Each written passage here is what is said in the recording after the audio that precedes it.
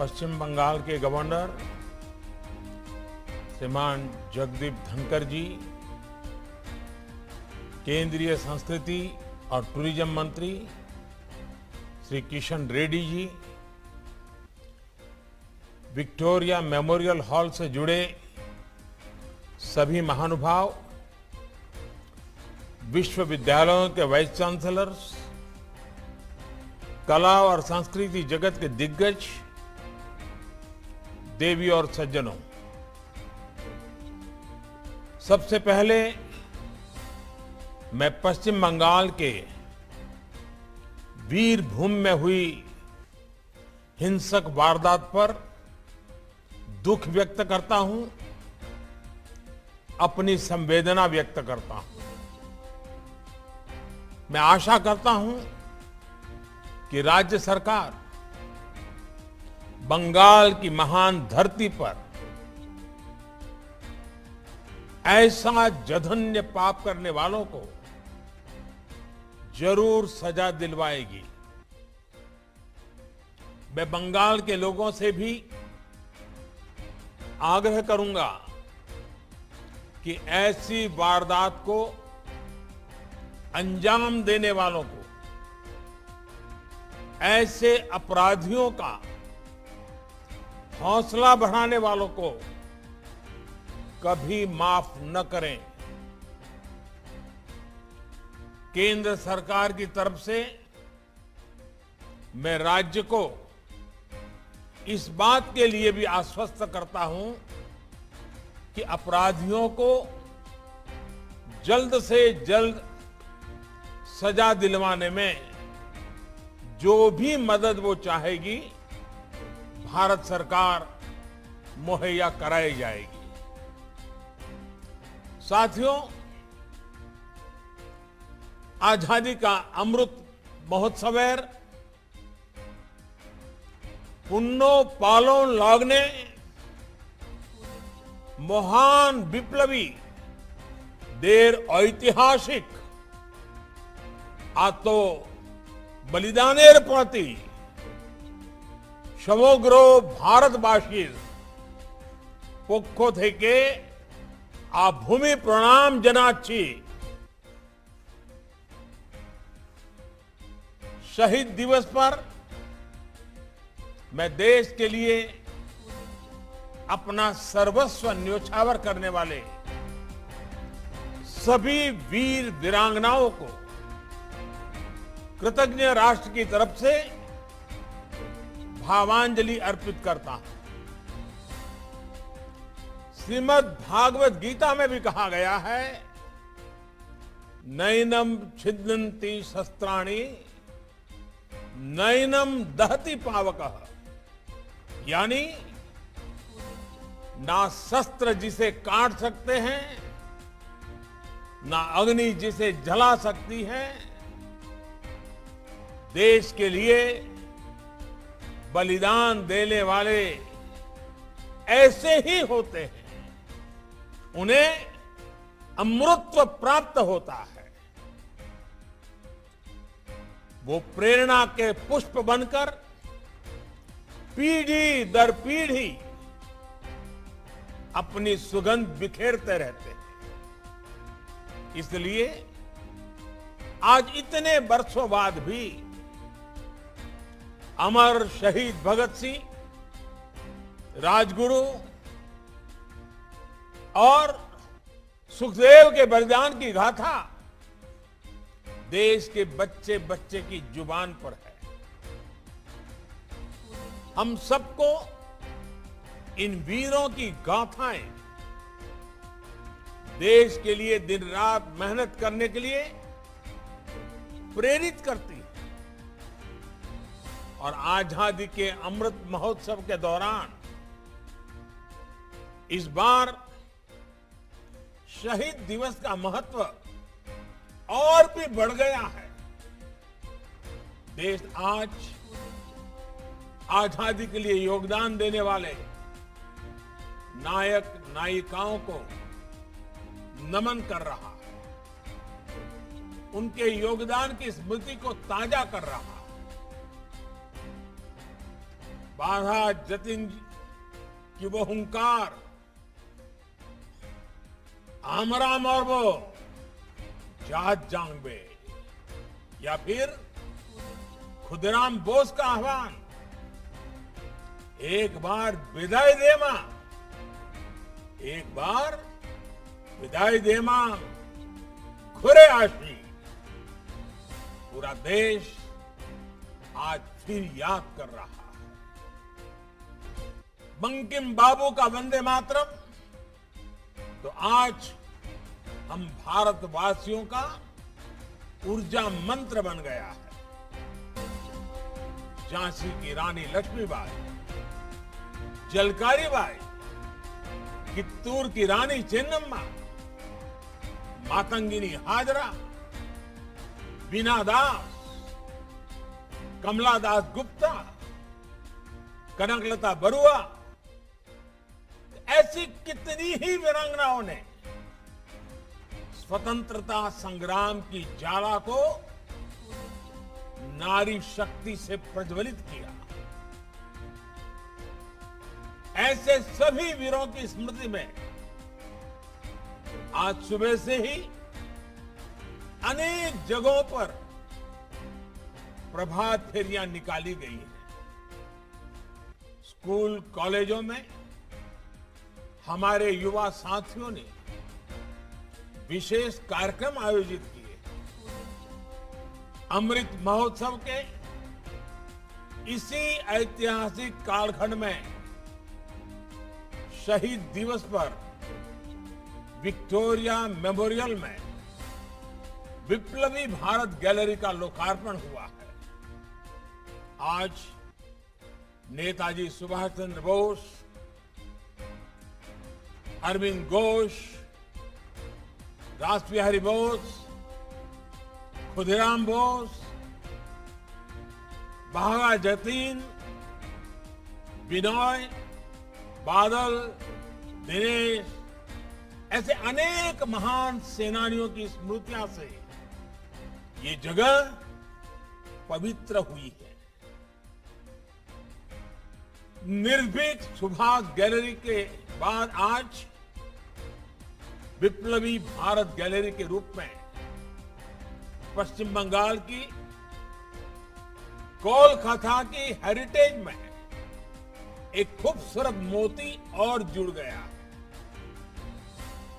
साथियों, विप्लवी भारत गैलरी बीते वर्षों में पश्चिम बंगाल की समृद्ध सांस्कृतिक और ऐतिहासिक धरोहरों को संजोने और संवारने की हमारी प्रतिबद्धता का भी प्रमाण है। यहां की आइकॉनिक गैलरीज हो, ओल्ड करेंसी बिल्डिंग हो, बेल्वेडेयर हाउस हो, विक्टोरिया मेमोरियल हो या फिर मेटकाफ हाउस, इनको और भव्य और सुंदर बनाने का काम करीब करीब पूरा हो चुका है। विश्व के सबसे पुराने म्यूजियम में से एक कोलकाता के ही इंडियन म्यूजियम को भी नए रंग रूप में दुनिया के सामने लाने के लिए हमारी सरकार काम कर रही है। साथियों, हमारे अतीत की विरासतें हमारे वर्तमान को दिशा देती है, हमें बेहतर भविष्य गढ़ने के लिए प्रेरित करती है। इसलिए आज देश अपने इतिहास को, अपने अतीत को ऊर्जा के जागृत स्रोत के रूप में अनुभव करता है। आपको वो समय भी याद होगा जब हमारे यहां आए दिन प्राचीन मंदिरों की मूर्तियां चोरी होने की खबरें आती थी।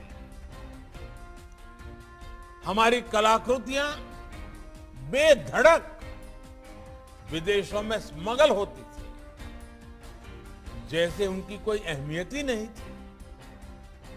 लेकिन अब भारत की उन धरोहरों को वापस लाया जा रहा है और अभी हमारे किशन रेड्डी जी ने विस्तार से उसका वर्णन भी किया है। 2 दिन पहले ही ऑस्ट्रेलिया ने दर्जनों ऐसी मूर्तियां, पेंटिंग्स और दूसरी कलाकृतियां भारत को सौंपी है।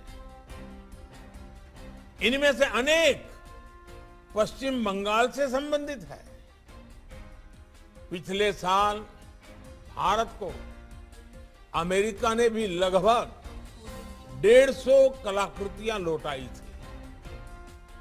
जब देश का सामर्थ्य बढ़ता है, जब 2 देशों के बीच अपनत्व बढ़ता है, तो इस तरह अनेकों उदाहरण सामने आते हैं। आप इसका अंदाजा इसी से लगा सकते हैं कि 2014 से पहले के कई दशकों में सिर्फ दर्जन भर प्रतिमाओं को ही भारत लाया जा सका, लेकिन बीते 7 सालों में ये संख्या 225 से भी अधिक हो चुकी है। अपनी संस्कृति, अपनी सभ्यता की ये निशानियां भारत की वर्तमान और भावी पीढ़ी को निरंतर प्रेरित करें, इसी दिशा में ये एक बहुत बड़ा प्रयास है। भाइयों बहनों, आज देश जिस तरह अपनी राष्ट्रीय और आध्यात्मिक धरोहरों को एक नए आत्मविश्वास के साथ विकसित कर रहा है, उसका एक और पक्ष है। ये पक्ष है हेरिटेज टूरिज्म। हेरिटेज टूरिज्म में आर्थिक दृष्टि से तो अपार संभावनाएं है ही, इसमें विकास के नए रास्ते भी खुलते हैं।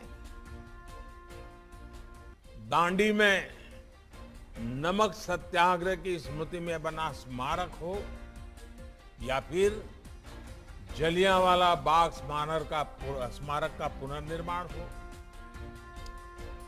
एकता नगर केवड़िया में स्टैच्यू ऑफ यूनिटी हो या फिर पंडित दीनदयाल उपाध्याय जी का स्मारक का निर्माण दिल्ली में बाबा साहब मेमोरियल हो या फिर रांची में भगवान बिरसा मुंडा मेमोरियल पार्क और संग्रहालय, अयोध्या बनारस के घाटों का सुंदरीकरण हो या फिर देश भर में ऐतिहासिक मंदिरों और आस्था स्थलों का जीर्णोद्धार, हेरिटेज टूरिज्म बढ़ाने के लिए भारत में एक राष्ट्रव्यापी अभियान चल रहा है। स्वदेश दर्शन जैसी कई योजनाओं के जरिए हेरिटेज टूरिज्म को गति दी जा रही है और पूरी दुनिया का अनुभव यही है कि कैसे हेरिटेज टूरिज्म लोगों की आय बढ़ाने में, रोजगार के नए अवसर पैदा करने में बड़ी भूमिका निभाता है। 21वीं सदी के भारत अपने इस पोटेंशियल को समझते हुए ही आगे बढ़ रहा है। साथियों, भारत को गुलामी के सैकड़ों वर्षों के कालखंड से आजादी 3 धाराओं के संयुक्त प्रयासों से मिली थी। एक धारा थी क्रांति की, दूसरी धारा सत्याग्रह की और तीसरी धारा थी जन जागृति और रचनात्मक कामों की। मेरे मन में ये तीनों ही धाराएं तिरंगे के 3 रंगों में उभरती रही है। मेरे मन मस्तिष्क में बार बार ये भाव प्रकट होता है। हमारे तिरंगा का केसरिया रंग क्रांति की धारा का प्रतीक है। सफेद रंग सत्याग्रह और अहिंसा की धारा का प्रतीक है और हरा रंग रचनात्मक प्रवृत्ति की धारा का, भारतीय मूल्यों पर आधारित शिक्षा के प्रचार प्रसार का, देशभक्ति से जुड़ी साहित्यिक रचनाएं, भक्ति आंदोलन, ये सारी बातें उसके साथ निहित है। और तिरंगे के अंदर नीले चक्र को मैं भारत की सांस्कृतिक चेतना का प्रतीक के रूप में देखता हूं।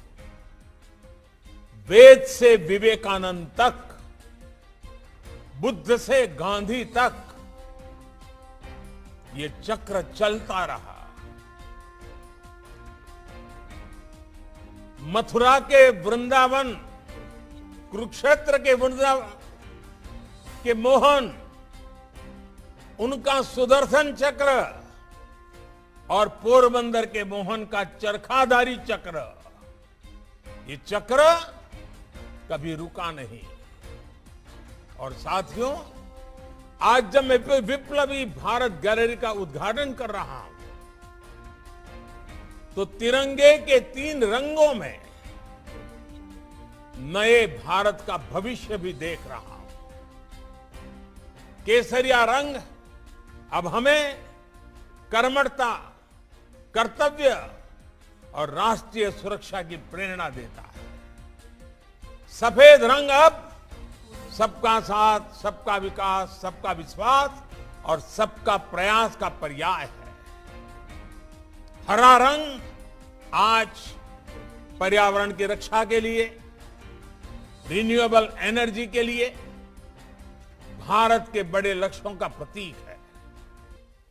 ग्रीन एनर्जी से लेकर ग्रीन हाइड्रोजन तक, बायोफ्यूल से लेकर के इथेनॉल ब्लेंडिंग तक, नेचुरल फार्मिंग से लेकर गोवर्धन योजना शुरू तक, सब इसके प्रतिबंध बन रहे हैं।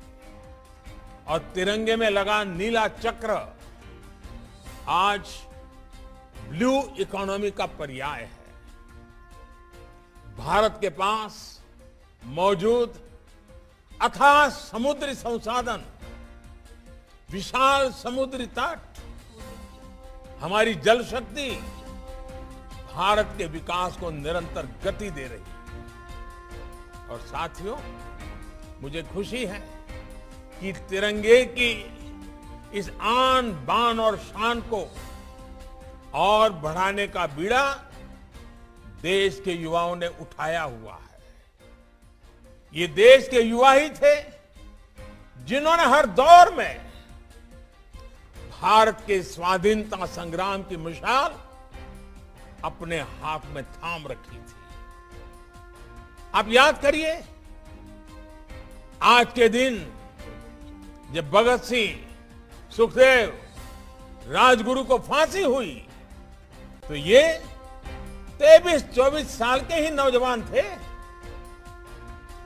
खुदीराम बोस की उम्र तो फांसी के समय इनसे भी बहुत कम थी। भगवान बिरसा मुंडा 25-26 साल के थे। चंद्रशेखर आजाद 24-25 साल के थे। और इन्होंने अंग्रेजी हुकूमत को थरा कर रख दिया था। भारत के युवाओं का सामर्थ्य ना तब कम था और ना आज कम है। मैं देश के युवाओं से कहना चाहता हूं, कभी अपनी शक्तियों को, अपने सपनों को कम नहीं आंकिएगा। ऐसा कोई काम नहीं जो भारत का युवा कर ना सके। ऐसा कोई लक्ष्य नहीं जो भारत का युवा प्राप्त ना कर सके। आजादी के 100 वर्ष होने पर भारत जिस भी ऊंचाई पर होगा, 2047 में हिंदुस्तान जहां जिस ऊंचाई को पहुंचेगा वो आज के युवाओं के दम पर ही होगा।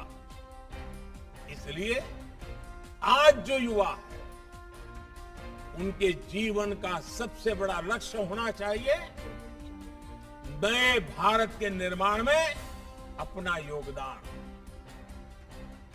अगले 25 वर्षों में भारत के युवाओं की मेहनत भारत का भाग्य बनाएगी, भारत का भविष्य संवारेगी। साथियों, भारत की आजादी के आंदोलन ने हमें हमेशा एक भारत श्रेष्ठ भारत के लिए काम करने की प्रेरणा दी है। आजादी के मत वालों की क्षेत्रीयता अलग अलग थी, भाषाएं बोलियां भिन्न भिन्न थी, यहां तक कि साधन संसाधनों में भी विविधता थी। लेकिन राष्ट्र सेवा की भावना और राष्ट्र भक्ति एक निष्ठ थी। वो भारत भक्ति के सूत्र से जुड़े थे, एक संकल्प के लिए लड़े थे, खड़े थे। भारत भक्ति का यही शाश्वत भाव भारत की एकता, अखंडता आज भी हमारी सर्वोच्च प्राथमिकता होनी चाहिए। आपकी राजनीतिक सोच कुछ भी हो, आप किसी भी राजनीतिक दल के हो, लेकिन भारत की एकता अखंडता के साथ किसी भी तरह का खिलवाड़ भारत के स्वतंत्रता सेनानियों के साथ सबसे बड़ा विश्वासघात होगा। बिना एकता हम एक भारत श्रेष्ठ भारत की भावना को भी सशक्त नहीं कर पाएंगे। देश की संवैधानिक संस्थाओं का सम्मान, संवैधानिक पदों का सम्मान, समस्त नागरिकों के प्रति समान भाव, उनके प्रति संवेदना देश की एकता को बल देते हैं।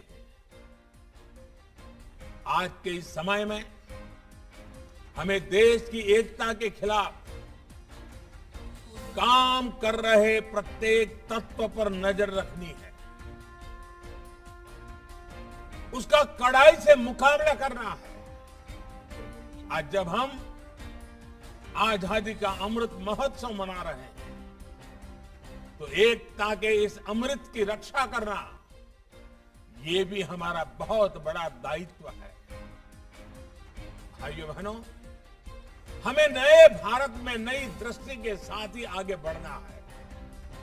ये नई दृष्टि भारत के आत्मविश्वास की है, आत्मनिर्भरता की है, पुरातन पहचान की है, भविष्य के उत्थान की है और इसमें कर्तव्य की भावना का ही सबसे ज्यादा महत्व है। हम आज अपने कर्तव्यों का जितनी निष्ठा से पालन करेंगे, हमारे प्रयासों में जितनी पराकाष्ठा होगी, देश का भविष्य उतना ही भव्य होगा। इसलिए आज कर्तव्य निष्ठा ही हमारी राष्ट्रीय भावना होनी चाहिए, कर्तव्य पालन ही हमारी राष्ट्रीय प्रेरणा होनी चाहिए, कर्तव्य ही भारत का राष्ट्रीय चरित्र होना चाहिए। और ये कर्तव्य है क्या?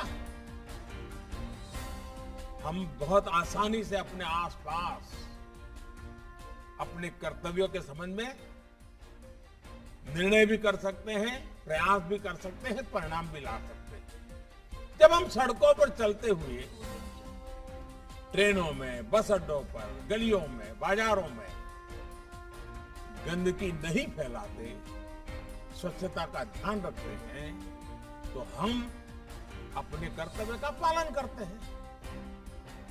समय पर वैक्सीनेशन कराना, जल संरक्षण में योगदान देना, पर्यावरण बचाने में मदद करना भी कर्तव्य पालन का ही तो एक उदाहरण है।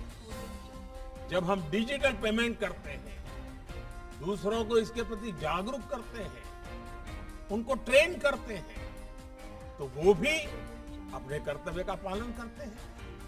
जब हम कोई स्थानीय उत्पाद खरीदते हैं, वोकल फॉर लोकल होते हैं, तब भी हम अपने कर्तव्य का पालन करते हैं।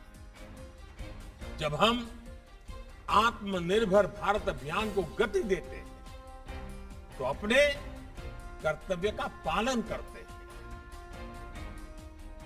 मुझे इस बात की भी खुशी है कि आज ही भारत ने $400 बिलियन यानी 30 लाख करोड़ रुपए के प्रोडक्ट्स के एक्सपोर्ट का नया रिकॉर्ड बनाया है। भारत का बढ़ता हुआ एक्सपोर्ट हमारी इंडस्ट्री की शक्ति, हमारे एमएसएमईज, हमारी मैन्युफैक्चरिंग क्षमता, हमारे एग्रीकल्चर सेक्टर के सामर्थ्य का प्रतीक है। साथियों, जब एक एक भारतीय अपने कर्तव्य को सर्वोच्च प्राथमिकता देगा, पूरी निष्ठा से उसका पालन करेगा, तो भारत को आगे बढ़ने में कोई मुसीबत नहीं आएगी, आगे बढ़ने से कोई रोक नहीं पाएगा। हम अपने आसपास देखें तो लाखों लाख युवा, लाखों लाख महिलाएं, हमारे बच्चे, हमारे परिवार कर्तव्य की इसी भावना को जी रहे हैं। ये भावना जैसे जैसे प्रत्येक भारतीय का चरित्र बनती जाएगी, भारत का भविष्य उतना ही उज्जवल होता जाएगा। मैं कवि मुकुंद दास जी के शब्दों में कहूं तो, कि आनंदो ध्वनि उठ लो, कि आनंदो ध्वनि उठ लो, बंगो भूमे, बंगो भूमे, बंगो भूमे, बंगो भूमे, भारत भूमे। जेगेच्छे आज भारतवासी आर की माना शोने, लेगेच्छे आपुन काये जार जान निशे मोने। कोटि कोटि भारतीयों की भावना निरंतर सशक्त हो, क्रांति वीरों की भावना से हमें हमेशा प्रेरणा मिलती रहे। इसी कामना के साथ विप्लवी भारत गैलरी के लिए मैं फिर से आप सबको बहुत बहुत बधाई देता हूं। वंदे मातरम। धन्यवाद।